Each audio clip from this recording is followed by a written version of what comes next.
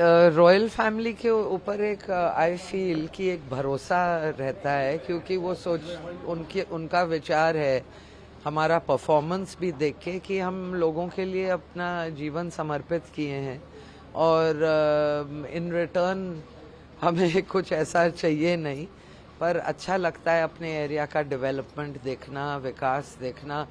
ये मेरा चौथा टर्म है एज मेंबर ऑफ पार्लियामेंट और मैं वाजपेयी जी के टाइम से सांसद रही हूँ, तो बहुत विकास हुआ है। जब प्रधानमंत्री ग्राम सड़क योजना पहली बार वाजपेयी जी शुरू किए थे, स्वजल धारा योजना जो विलेज रूरल वाटर सप्लाई का जो है, तो और आज मोदी जी के टाइम में तो 150 से ऊपर योजनाएं हैं ग्रामीण और शहरी अंचल के विकास के लिए। तो वो उसका करेक्ट इम्प्लीमेंटेशन होए, एग्जीक्यूशन होए। यहाँ हम विरोध में हैं, क्योंकि जो सरकार है बीजेडी की है, बीजेपी की सांसद होने के नाते हम विरोधी वो उसमें माने जाते हैं। तो यहाँ हमारा काम है to be the eyes and ears of the central government, कि केंद्र योजनाओं को यहाँ ठीक से ग्रास रूट लेवल तक पहुँचाया जा रहा है कि नहीं, जो इतने परिश्रम से वहाँ से मोदी जी ने इतनी सुंदर सुंदर योजनाएं शुरू करी हैं। देखिए, कोर इश्यूज तो दो हैं। एक तो मोदी जी ने जो पूरे देश में एक विकास की लहर सृष्टि करी है, वो ही विकास, उसी स्पीड का विकास हमें उड़ीसा में भी चाहिए। और यहाँ 25 साल से जो सरकार शासन करती आ रही है, हमारा जो पश्चिम उड़ीसा का रीजन है, यहाँ बहुत रीजनल इम्बैलेंस है, तो वेस्टर्न उड़ीसा में विकास नहीं होता है ज़्यादातर। उनका कंसंट्रेशन ज़्यादा कोस्टल बेल्ट पे ही होता है कि पूरब उड़ीसा में होता है। तो उसके वजह से यहाँ थोड़ा लोग असंतुष्ट भी हैं। एंड विकास है हमारा मेन डिमांड, और किस प्रकार का विकास, इंफ्रास्ट्रक्चर डेवलपमेंट, रोड रास्ता हो, पानी की सुविधा हो, और एग्रीकल्चर के लिए भी पानी चाहिए।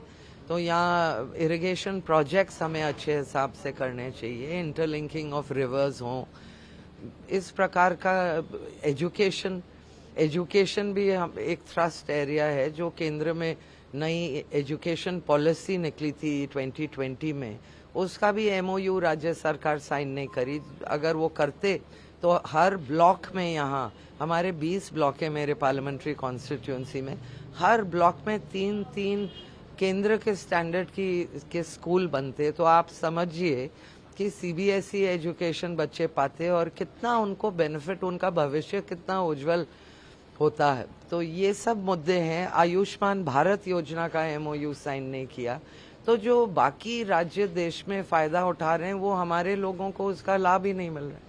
देखिए, इसके एडवांटेजेस भी हैं और डिसएडवांटेजेस भी हैं। एडवांटेज इन द सेंस कि मेरे जो दादा ससुर थे, मेरे हस्बैंड के grandfather, he was Maharaja R N. Singhdeo, Rajendra Narayan Singhdeo, and he was the last recognised ruler. उसके बाद वो डेमोक्रेटिक सिस्टम में आ गए और वो पहली लोकसभा के सदस्य भी थे। उसके बाद उनको स्टेट पॉलिटिक्स में ज़्यादा रुचि थी, तो यहाँ मुख्यमंत्री भी रहे।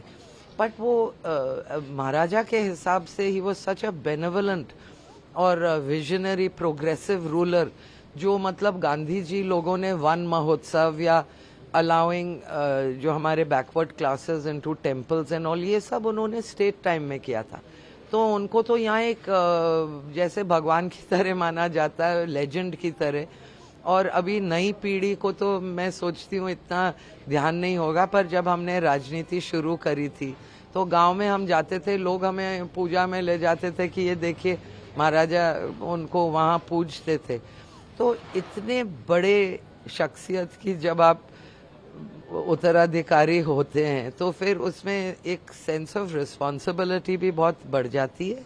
और एडवांटेज ये है कि लोगों का भरोसा है कि हम कुछ गलत नहीं करेंगे या उनके लिए ही लड़ेंगे हम, तो वो एडवांटेज है। डिसएडवांटेज ये भी है कि द यार्ड स्टिक जो आपको कंपेयर कर रहे हैं, वो हमारे ग्रैंडफादर इन लॉ से कंपैरिजन हो रहा है। And he was a brilliant administrator. वो लीडर ऑफ द ऑपोजिशन भी रहे, फाइनेंस मिनिस्टर रहे, वेरियस पोर्टफोलियोज उन्होंने होल्ड करे, उनका परफॉर्मेंस बहुत बढ़िया था। तो ऐसे हस्ती के साथ जब आपकी उस परिवार से आप बिलोंग करते हो तो वो प्रेशर तो रहता ही है। मेरे पति 5 बार विधायक रह चुके हैं, भाजपा के राज्य अध्यक्ष भी रह चुके हैं और मंत्री भी अनेक बार रहे हैं अर्बन डेवलपमेंट इंडस्ट्री पोर्टफोलियो, और वो भी लड़ रहे हैं विधानसभा जो मेरी पार्लियामेंट्री कॉन्स्टिट्यूंसी में है। तो हम दोनों मिलके लोगों की सेवा करते आ रहे हैं। और हाँ, प्रेशर है जब 2 लोग लड़ते हैं एक परिवार से, तो फोर्सेस भी थोड़ी डिवाइड होती हैं, पर हमारा संगठन बहुत अच्छा है। हमारे नेता कार्यकर्ता सब जी जान से लगे हुए हैं और लड़ाई मोदी जी के लिए है, उनको तीसरे बार देश का प्रधानमंत्री बनाने के लिए, ताकि देश का विकास हो, देश आत्मनिर्भर हो, शक्तिशाली हो, एक वर्ल्ड स्टेज में एज अ डेवलप्ड नेशन आए। और वो मोदी जी को छोड़ के और किसी की बस की बात नहीं है। तो और मोदी जी एक बरगद की पेड़ की तरह हैं जिनके छत्र छाया में हम सब साथ हैं। तो अच्छा चल रहा है।